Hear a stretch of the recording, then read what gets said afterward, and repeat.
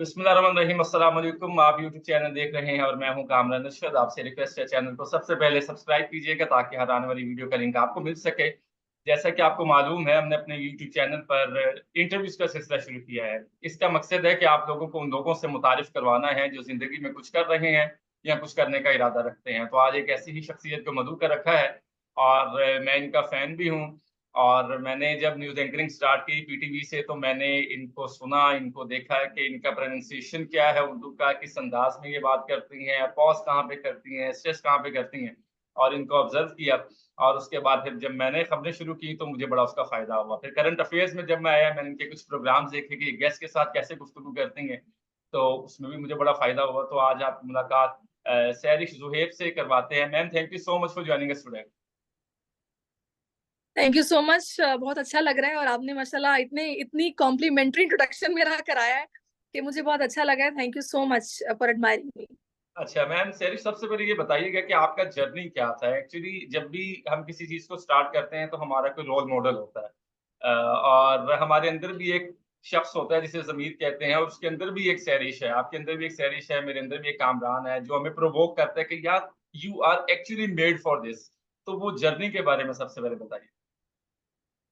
अच्छा, एक्चुअली मैंने बहुत ही जिसे कहते हैं ना आपके अर्ली स्टार्ट कर लिया था। जी, मेरी फैमिली में मेरी कजन सिस्टर थी जिसने जी, एंकरिंग स्टार्ट की थी, और बेसिकली उसको देख के मुझे शौक पैदा हुआ था। तो तब तो खैर मैं इंटरमीडिएट कर रही थी। जब वो मास्टर्स कर रही थी, मुझसे बड़ी थी और उसने स्टार्ट किया, तो मुझे बहुत अच्छा लगा कि अच्छा मैं भी स्क्रीन पे आऊंगी। तो मैंने उसको देखने के बाद मुख्तलिफ टीवी चैनल्स पे उनके रिसेप्शन पे कॉल करना शुरू कर दी कि मुझे ऑडिशन के लिए बुलाएं, और मैं भी ये करना चाहती हूँ। तो इस तरह खैर काफी अरसा मैं ये करती रही। तो एक दिन फिर ऐसा हुआ कि मुझे एक चैनल से कॉल आ गई और उन्होंने मुझे बोला कि ठीक है, आप आ जाएं और आके अपना ऑडिशन दें, और फिर आपको देखते हैं। तो मैंने जब उस चैनल का नाम स्टार एशिया था, जहाँ पे मैं गई ऑडिशन के लिए, तो उन दिनों वहां पे भी काफी शॉर्टेज थी एंकर्स की। तो लकीली कुछ ऐसा हुआ कि मुझे वहां पे काम करने का मौका मिल गया, लेकिन वहाँ रिकॉर्डेड बुलेटिन होते थे। तो मैंने तकरीबन वहां पे 6 मंथ्स काम किया और मैंने 21 आवर्स की शिफ्ट की वहां पे, ना अच्छा। सिर्फ मैं 3-4 घंटे के लिए घर आती, क्योंकि हुँ, जाहिर है एंकर्स वहां थे नहीं और रिकॉर्ड कराने पड़ते थे। और उनका पंजाब टीवी भी एक चैनल था जो जी। स्टार एशिया के साथ ही दोनों पैरेलल चल रहे थे एक ही बिल्डिंग में। मैंने भी ऑडिशन दिया था तो मैंने स्टार इंडिया में, बट आई गॉट रिजेक्टेड। अच्छा, तो मैंने उन दोनों चैनल्स पे पंजाबी में भी खबरें पढ़ी और उर्दू में भी खबरें पढ़ी। तो हुँ। मेरा खैर अल्लाह का शुक्र है कि मुझे बहुत ज्यादा उस वक्त फिर एफर्ट ना करना पड़ी, और बहुत जल्दी मुझे वहां से थोड़ा एक्सपीरियंस गेन करने के बाद दिन टीवी में मौका मिल गया था। तो फिर हुँ। मैंने दिन टीवी में तकरीबन 2 साल 2.5 साल काम किया। वहां से बस फिर ये सफर शुरू हुआ, फिर दुनिया टीवी, समा टीवी, ARY, और देन बोल में मुझे ऑलमोस्ट 6 साल हो गए। सबसे बड़े चैनल्स पे आपने काम किया हुआ है मैम। अच्छा, हर एक का ड्रीम होता है कि इस चैनल पे चले जाएँ। लेकिन मैम, मैंने आपसे एक सवाल ये पूछना है कि हमारे यहाँ ना शॉर्टकट ढूँढते हैं। क्या किसी भी फ़ील्ड में कामयाबी के लिए कोई शॉर्टकट होता है कि इसके लिए सिर्फ़ हार्ड वर्क ही होता है? देखिए, जो शॉर्ट का जो होता है ना, वो बहुत लिमिटेड टाइम के लिए फिर होता है। फिर उसका ज़ाहिर है आपको वक़्ती तौर पे तो फ़ायदा हो रहा होता है, उसके बाद फिर आपको उसका फ़ायदा नहीं होता। और जो हार्ड वर्क से, डेडिकेशन से जो आपको कामयाबी मिलती है, वो लॉन्ग टर्म होती है। तो मैंने तकरीबन जब दिन टीवी में काम किया, तो हम लोगों की बाकायदा क्लासेस होती थी, जिसमें हमारी प्रोनंसिएशन पे काम होता था। जो उर्दू जानने वाले लिटरेरी लोग थे, वो हम लोगों को बाकायदा सिखाते थे, एक-एक वर्ड के बारे में कि इसके नीचे ज़ेर है, इसके ऊपर ज़बर है, जिसको हुँ। याद रख के फिर हम खबरें पढ़ते हैं, इसका ख़्याल रखना है। अनफॉर्चुनेटली अब जो लड़कियाँ आ रही हैं या अब जो बच्चे आ रहे हैं, जो नए एंकर्स हैं, उनमें मैंने ये चीज़ देखी है कि उनमें बिल्कुल भी प्रोनंसिएशन पे काम नहीं वो लोग कर रहे। ना ही मैंने उनको कभी देखा है कि इस हवाले से कोई कायदा क्लासेस लेते हों। जिस तरह कराची में बहुत सारे लोग नापा जाते हैं और यहाँ पे वो जो मतलब उर्दू अदब के अच्छे बड़े लोग हैं, उनसे सीखते हैं। हम लोग अब ये करते हैं कि बस हमें लगता है कि स्टोरी रीडिंग की तरह हम लोगों ने बस प्रॉम्प्टर पढ़ना है और जनाब वो हमारा खबरनामा हो गया। हमें सोशल इश्यूज का नहीं पता, हमें पॉलिटिकल इश्यूज का नहीं पता, जिसकी वजह से अब भी डिमांड है प्रोफेशनल या फिर सीनियर एंकर्स की। आजकल तो आपको पता है कि एंकर्स की तो सूरत हाल ये हो गई है कि 20-20 30-30 हजार पे सिर्फ प्रॉम्प्टर पढ़ने वाले बच्चे मिल रहे हैं, जो यूनिवर्सिटी से अभी अभी फ्री हुए हैं और आके बैठ गए हैं। लेकिन अगर वो मेहनत नहीं करेंगे तो आगे मुझे नहीं लगता कि उनका फ्यूचर उस तरह से ब्राइट रहेगा जैसा अभी तो उन्हें मौका मिला हुआ है। आप यकीन कीजिए मुझे ना इन्होंने एज़ जज बुलाया था यूसीपी ने कुछ अरसा पहले कि न्यूज़ एंकर्स के कुछ ऑडिशंस होने हैं तो आपने आना। तो उसामा भाई भी वहाँ पे मौजूद थे और उनसे बड़ी मेरी अच्छी मुलाकात रही और एक सनाउल है जो एक्सप्रेस पे होते हैं, आप जानती होंगी, एक मैं था। आप यकीन कीजिए मैम के 50 लोग थे और उनको वो स्टार्ट ही नहीं करना आ रहा था कि प्रोनंसिएशन क्या है। तो पहले तो इन चीज़ों पे बड़ी बहस होती थी जिस तरह आप कह रही हैं कि इस लफ्ज़ के नीचे ज़ेर है, ज़बान को ऐसे बोलना है, मुज़म्मत को ऐसे बोलना है, पॉज़ ऐसे करना है, स्ट्रेस ऐसे करना है। अब सिर्फ़ एंकर्स जो हैं वो सोशल मीडिया पे एक्टिव हैं। वो कहते हैं कि हम सीट पे बैठ गए हैं, हमारी तस्वीर बन गई है, उसको सोशल मीडिया पे पोस्ट करना है। तो आप नहीं समझती कि सोशल मीडिया का गलत इस्तेमाल हो रहा है बजाए इसके कि हम अपनी प्रिपरेशन को और बेहतर करें? आप जो बात जिस पॉइंट को आप हाईलाइट कर रहे हैं ना, ये एक ऐसा प्रॉब्लम है जो मेरा ख्याल है कि एक अलमिया बन गया है। अब हमारे यहाँ किसी की काबिलियत देख के, किसी की डिग्रीज या किसी का जो प्रोफेशनल एक्सपीरियंस है, उसको देखने की बजाय उसके फॉलोअर्स देख के उसको हायर किया जाता है। भले उसने वो किसी भी तरह फॉलोअर्स गेन किए हों, भले वो आर्टिफिशियली गेन किए हों, भले कुछ ऐसा कंटेंट दे के सेल करके उन्होंने वो फॉलोअर्स लिए हों जो बिल्कुल किसी काम का नहीं होगा, कोई इन्फॉर्मेटिव नहीं होगा, प्रोडक्टिव नहीं होगा। लेकिन फॉलोअर्स हैं तो उसकी डिमांड है और लोग आजकल के चेक भी करते हैं कि देखिए इसके ट्विटर पे कितने फॉलोअर्स हैं, इसके इंस्टाग्राम पे कितने फॉलोअर्स हैं। इस बेस पे हायरिंग्स भी होती हैं। तो ये अनफॉर्चुनेट है। मेरा ये ख्याल है कि वो लोग जो काबिल हैं, जो कंटेंट वाले हैं, जो ये जानते हैं किसी मसले का वाकई सोल्यूशन क्या है, जिनको हिस्ट्री मालूम है, अगर ये चीज देखकर हायरिंग की जाएगी तो लोगों को सुनने और देखने का मजा भी आएगा और बहुत कुछ समझने का मौका भी मिलेगा उनसे। और वरना फॉलोवर्स देखकर तो फिर हमें चाहत फ़तेह अली खान का ही तोहफ़ा मिले। बिल्कुल ऐसा ही है। अब उनको हम लोग बतौर सिंगर लेते हैं, हालांकि वो सिंगर नहीं है। ही इज बिल्कुल भी जस्ट अ नहीं। कॉमेडियन। जी, जी। वो मतलब लोगों को हंसा रहे हैं। अगर आप ये कहें कि वो सिंगर हैं और वो नए नए गाने पेश कर रहे हैं और हम जनाब उनका कंपैरिजन करने लगे म्यूजिक इंडस्ट्री के उन लोगों के साथ जो बकायदा राग सीख के आते हैं, तो ये तो जस्टिफाइड बात नहीं है ना। तो मैम हमें भी उनका तारुफ़ फिर एज़ कॉमेडियन करवाना चाहिए ना, हम उनको एज़ सिंगर क्यों करवा रहे हैं? और वो कह रहे हैं कि जी मैं तो मेरे स्टूडेंट्स आ रहे हैं और मैं ऑनलाइन क्लासेस लूँगा, मैंने अपने राग बना लिए हैं और मज़े की बात है चैनल जो है वो उनको रेटिंग दे रहे हैं। वो हर बड़े प्रोग्राम में गए हैं एज़ गेस्ट। देखिए अब ये वो टीआरपी का प्रॉब्लम है ना, चैनल्स को रेटिंग्स चाहिए, वो खुद को जो भी कहलवाएं। और हुँ, जाहिर है जब आप उनको गेस्ट इनवाइट करेंगे तो फिर आपकी भी मजबूरी बन जाएगी कि जो वो इंट्रोडक्शन अपना बता रहे हैं वो आपने करवाना है, क्योंकि आपको टीआरपी चाहिए। तो ये गिव बिल्कुल। एंड टेक चल रहा है। वो भी गलत कर रहे हैं, ये भी गलत कर रहे हैं। वो बताएं जी मैं कॉमेडियन हूँ, तो लिखेंगे कॉमेडियन है। हाँ, बिल्कुल ठीक है। अच्छा मैम मैं आपसे पूछना चाह रहा था कि हमारे यहाँ चूँकि डिजिटलाइज़ेशन का दौर है और एआई भी आ चुका है, चैट जीपीटी भी आ चुका है, शॉर्टकट्स भी मौजूद जी हैं। हमारी रिसर्च बहुत कम हो चुकी है। आप रिसर्च कैसे करते हैं?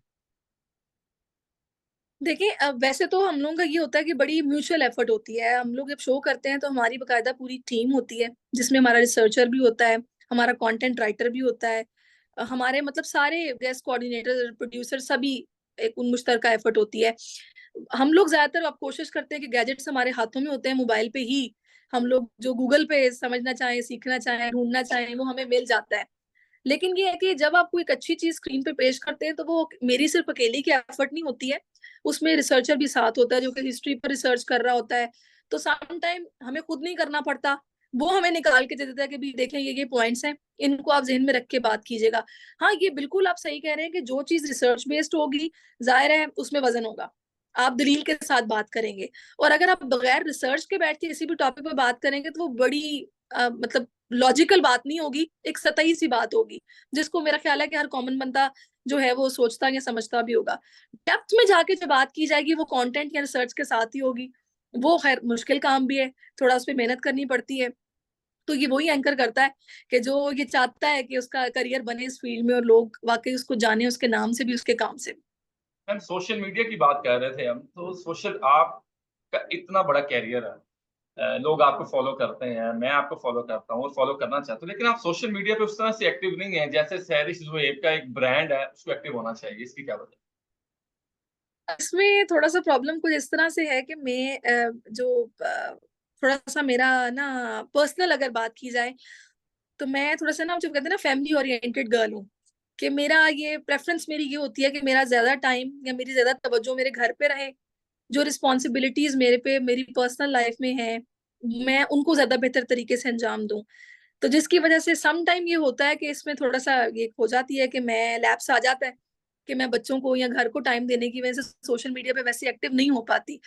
मेरे हस्बैंड तो खैर बिल्कुल भी नहीं है, मैं फिर भी थोड़ा बहुत कर लेती हूँ। तो खैर ये बस यही एक वजह है बेसिकली कि हम लोग जरा थोड़ा सा घर को या बच्चों को ज्यादा टाइम देते हैं। सोशल मीडिया की लाइफ बिल्कुल होनी चाहिए, फिर मैम हमारी आपके फील्ड इस तरह फैन्स की है हैं कि जो इसमें आपको फॉलो करना चाह रहे हैं, क्योंकि अभी आपके इंटरव्यू से पहले मैं आपको लिंक्डइन पे फाइंड कर रहा था। I was looking for you on LinkedIn, I didn't get your profile at that platform. हाँ, तो फिर मुझे बहुत मशवरा दिया कि आप उस पर अपनी प्रोफाइल बनाएं, उसका बहुत फायदा है। लेकिन बस कुछ ऐसा हुआ कि मुझे कुछ मौका भी नहीं मिला, कुछ सीरियसली मैंने एफर्ट भी नहीं की। तो हुँ, ये है कि करना चाहिए, क्योंकि आगे मैं I am planning for for a break और गैप। थोड़ा सा मैं सोशल मीडिया से थोड़ा सा जरा हटना चाह रही हूँ। जी। तो उसके बाद फिर मैं देखूंगी इंशाल्लाह, जब नए सिरे से दोबारा शुरू करूंगी तो मैं लाजमी तौर पर इस पर काम करूंगी और लिंक्डइन पे अपनी प्रोफाइल भी बनाऊंगी।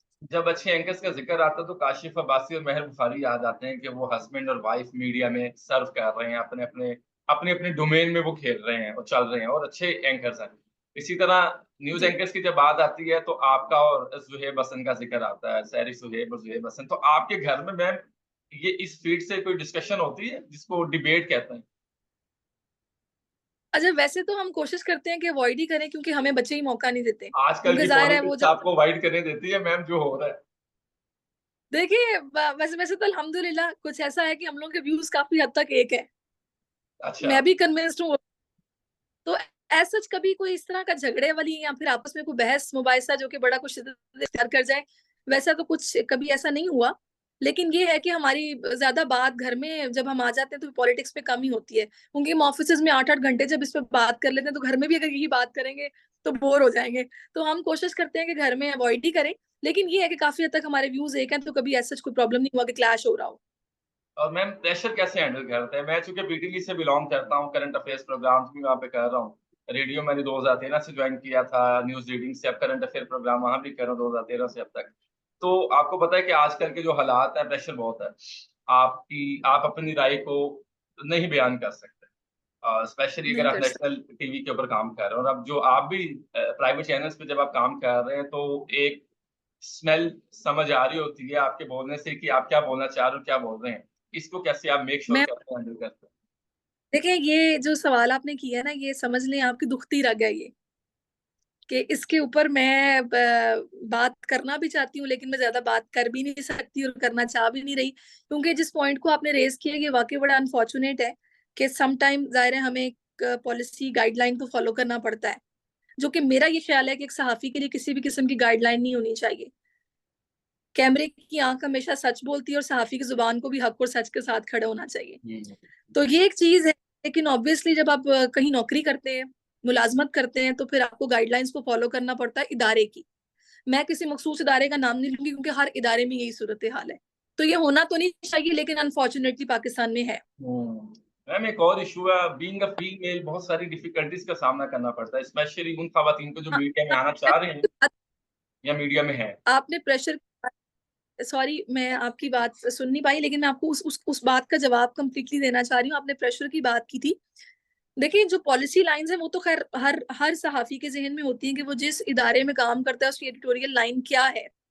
लेकिन मैं एक एंकर की बात जरूर करूंगी कि जब वो स्क्रीन पे बैठा होता है, जब वो ऑन एयर होता है, तो वो उस एंकर होता है, उस कश्ती को चलाने वाला वो होता है।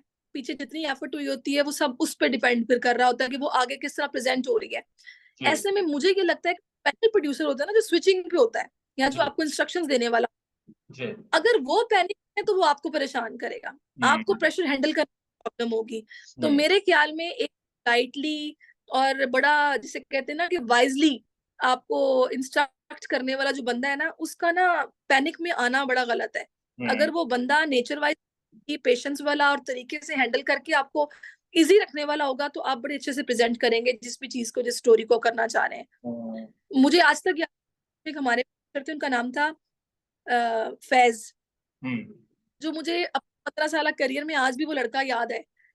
वो उससे अच्छा पैनल प्रोड्यूसर मैंने अपने करियर में नहीं देखा। हुँ, वो कभी पैनल आने देता था एंकर पे, वो हर चीज खुद हैंडल करता था और बड़ा पोलाइटली वो आगे कन्वे करता था कि लगता था कुछ ऐसी बड़ी हैपनिंग हो ही नहीं गई, हुँ, भले कहीं धमाका ही। हुँ। तो ये चीज ठीक है मैम, बीइंग अ फीमेल जो खवातीन मीडिया में आना चाह रही हैं या अभी मौजूद है, तो बहुत सारे इश्यूज उनको डिफिकल्टीज का सामना है। एक्चुअली मेरा इशारा हैरेसमेंट की तरफ है। और क्या कभी आपको ऐसी किसी चीज का सामना हुआ है, और अगर नहीं हुआ तो इस चीज को जो नई आने वाली एंकर्स हैं, फीमेल्स की बात कर रहा हूँ, वो कैसे हैंडल कर सकती हैं? ये एक फैक्ट तो है कि ये चैनल्स में है, हम किसी चीज का, किसी शख्स का, किसी इदारे का नाम नहीं ले सकते, लेकिन ऐसे केसेस हैं। देखिए मेरी बात सुने, ये मैं इसमें सिर्फ मर्दों की बात नहीं करूंगी, इसमें खवातीन इक्वली इन्वॉल्व होती हैं।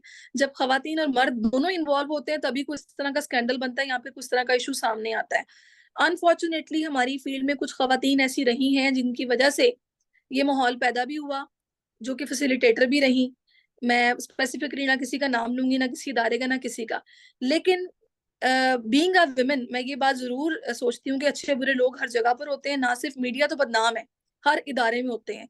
ये आप पे डिपेंड करता है आप किस तरह चलते हैं। और जब आप किसी को ये बताएंगे कि मेरी तरफ से रेड फ्लैग है, तो कोई बिला वजह आपको ना तंग करेगा, ना आपको जाहिर हिरास करेगा।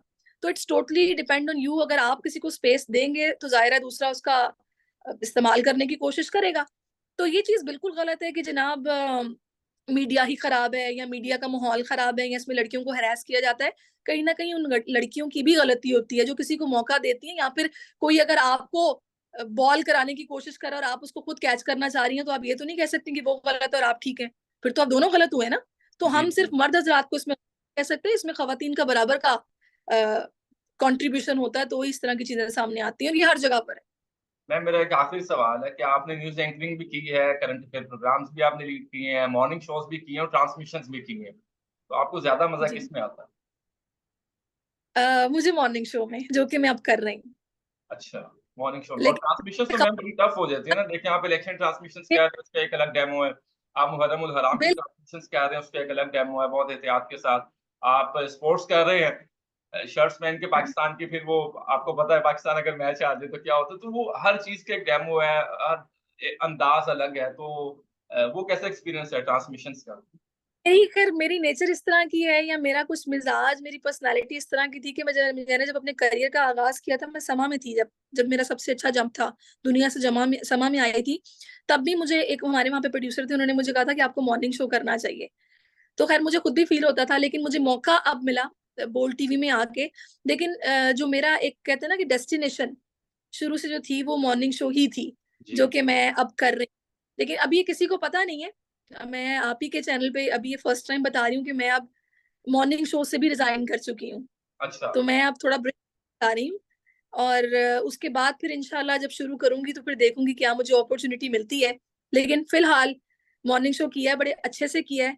और करना चाहती हूँ, लेकिन कुछ और मेरी इस तरह की डोमेस्टिक रिस्पॉन्सिबिलिटीज हैं, या कुछ चीजें ऐसी हैं कि मुझे ब्रेक लेना पड़ रहा है थोड़ी देर के लिए। अच्छा तो मैम, फिर वो इंशाल्लाह जो यूट्यूब चैनल पे आप क्यों नहीं? आप एनालिसिस कर सकती हैं, तो वो भी मैंने आपको नहीं देखा। सभी हैं अब आपके। सोच रही हूँ, गैप लूंगी तो जी। इंशाल्लाह यूट्यूब को फोकस कर। जी, क्योंकि आपकी जो एक्सेस है वो बड़ी ईज़ी है चीज़ों के साथ, आपको डिटेल्स का पता चल सकता है कि ये पार्टी में ये इश्यू आ रहा है या ये खबर है, तो आपके यूट्यूब चैनल तो होना चाहिए। I am looking forward to it that I wanna see you in YouTube channel for analysis.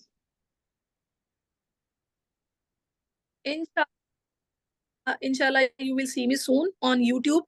मैंने सोचा हुआ है कि जब मैं गैप लूंगी, थोड़ा सा छोड़ूंगी मीडिया, तो मैं यूट्यूब को फोकस करूंगी। जी, बिल्कुल ठीक है। मैम आखिरी पैगाम आप क्या देना चाहेंगी जो लोग मीडिया में आना चाह रहे हैं, ख़वातीन और मर्द? कोई ऐसी एडवाइस आपके एक्सपीरियंस के मुताबिक? मैं यही यही एडवाइस दूंगी कि आप कर रहे हैं उसको दिल से करें, उस पर मेहनत करें, ताकि जो काम आप कर रहे हैं वो इतना प्रोडक्टिव हो कि लोग एटलीस्ट आपके काम से आपको जाने तो सही। और शॉर्टकट्स के चक्कर में ना रहें, वो बिल्कुल एक लिमिटेड टाइम के लिए शॉर्टकट्स होते हैं।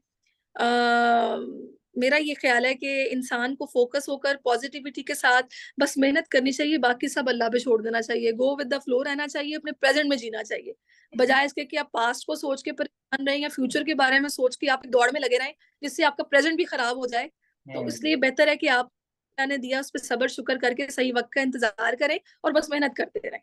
मैम कोई सजेशन या मैसेज मेरे लिए? आप बड़ा अच्छा काम कर रहे हैं, ऐसे ही करते रहें, इसी लगन के साथ करते रहें।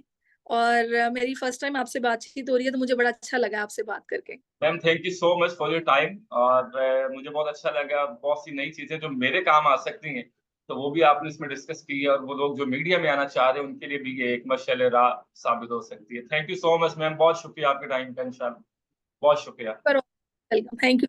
अल्लाह हाफिज मैम।